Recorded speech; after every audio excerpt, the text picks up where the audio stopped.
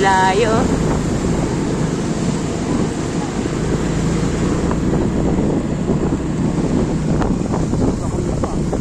Mas magaling napasunog yung tsura.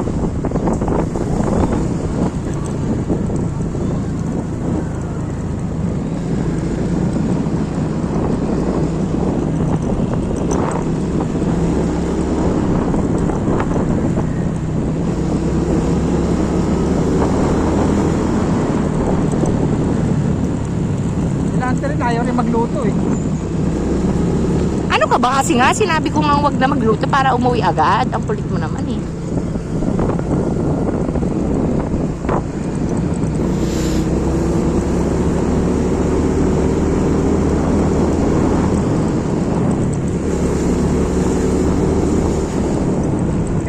Sinabi nyo, babayaran na lang yung ano.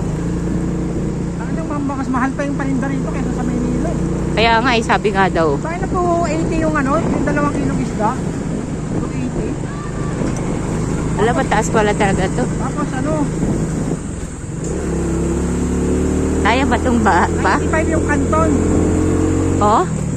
Kaya nga sabi nga ng mga pinsan ko.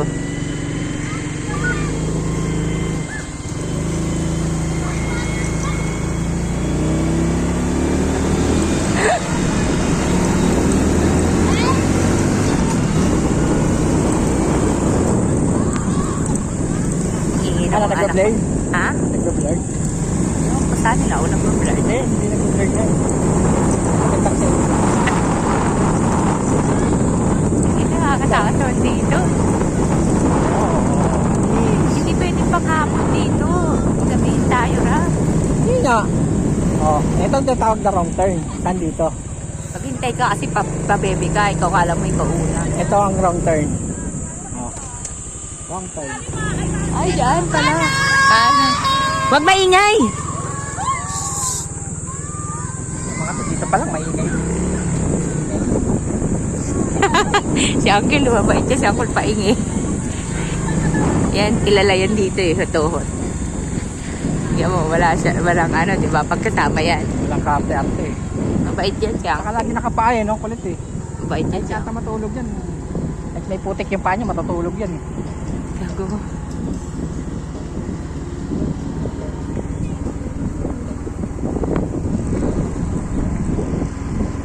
Kel, malayo pala Kel, no? Hindi pwede Pwede lakarin. lakarin. Sabi pa lalakarin daw, sabi ko lalakarin.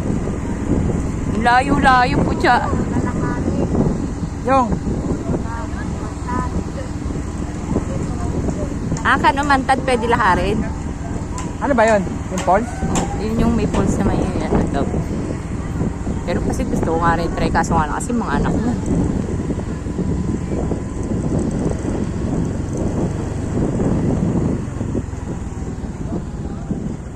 Ah, ito na yun.